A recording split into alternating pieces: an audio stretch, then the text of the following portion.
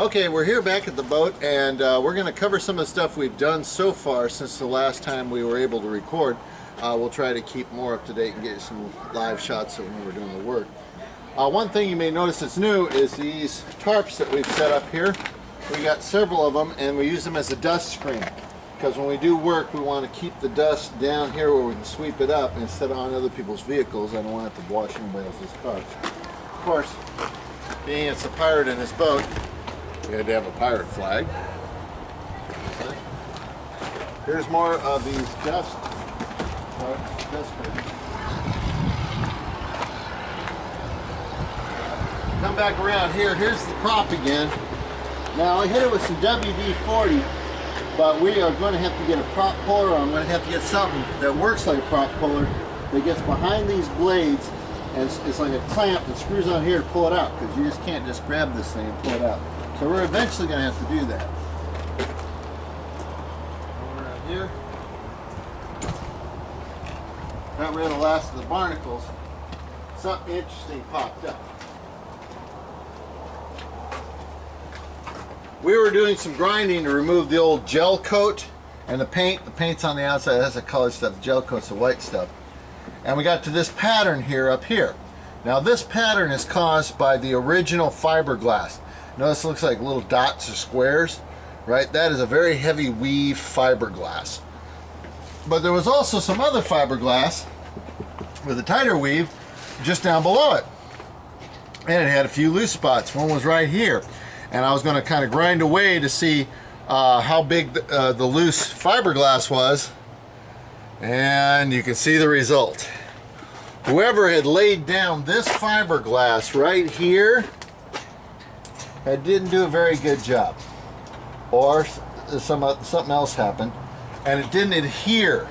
Now when you put fiberglass on fiberglass, it should be like a weld, like you'd weld metal, but as you can see right here, the only place it hung on to was the place that's got little fuzzies here.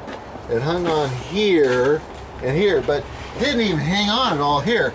And they got a hole in the outside of that fiberglass they put in there, and water got in there. That's a stain. See a stain right here? So we're going to have to pull off this added piece of fiberglass. It was added afterwards, probably by one of the owners, and let it completely dry out before we do any work. And then I'm going to take a look at the leading edge and see and try to figure out why they had put this extra thin layer of fiberglass on here, and if there's a good reason, then we're going to be replacing it, but we're going to try to do a better job so it stays attached. You can also tell it was added after the fact, because like this up here that we just did, what they did looks exactly the same. They had sanded down the gel coat that was there until there's just a little bit left with just like this up here. And then they put down the fiberglass.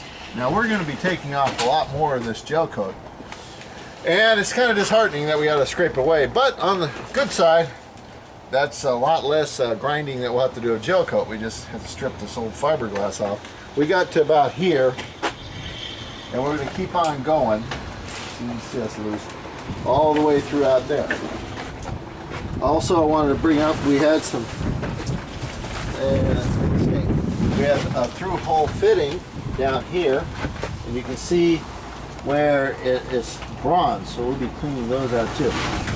These through-hole fittings, there's holes in the hole. And this is natural because there's lots of times you got to pull water for seawater. Either sometimes they have seawater to bring into the sink for washing, seawater in to cool your diesel engine, but we're not going to have a diesel engine. Seawater to your water maker. You also have where it comes out for your wastewater tank. A whole bunch of reasons. But the fewer ones you have, the better. Because fewer holes, less problems that can happen. Alright. So what we're going to be doing in episode 2 is we're going to be finished pulling all the fiberglass off of this side, and we're going to be doing more sanding here. Now we haven't done the other side yet. We're going to do one side at a time. If you come over here to this side, you can see that we haven't done any work on this at all on this side yet. They still have that fiberglass that's loose right here. So we're going to do this side completely. We're going to let it dry. dry out. We're going to do any fiberglass repairs that we need to do, and then we'll worry about the other side. We're also going to clean out underneath where that centerboard was supposed to be. I don't think there's one there. We've cleaned out some of it, but that leaves us a choice. We can either make a centerboard, or we can seal it up, or we can do something else. What I was thinking is we seal up most of it, and we have part of it we'll put in a plate, and that's where I'm going to put one of our transducers that is used to tell the depth. And usually the closer to horizontal vertical the boat, the closer it is pointing straight down, the better reading you'll get off the bottom. Well, having it up in a slot right in the bottom of the keel is about the best possible position that you could ever imagine. So we might be looking at it as a place to put the transducer. Also, in the next episode, we're going to start prepping for one of the biggest jobs we're going to have out here, and that is to move that heavy mast down to the ground so we can work on it. Normally people would use a crane for that, but we don't have a crane available, so we're going to be doing a little bit of old tech on moving that mast safely. And you also got to be careful because we got people to the right and people to the left of us. We'll probably be dropping it off the left side, and then we'll put it down here. So also, I did promise you get a sneak peek inside, but I've still got a lot of trash in there. We might slip it in next episode, or not. Well, either way, we've got a lot of work to do. I've covered everything that we've done so far. That's enough for this episode. This is week 2.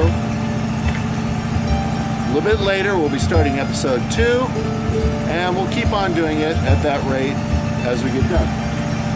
So, until we meet again, this is a pirate and his boat and his assistant, Ron, and our camera person, whom you cannot see, Jessica. See you later.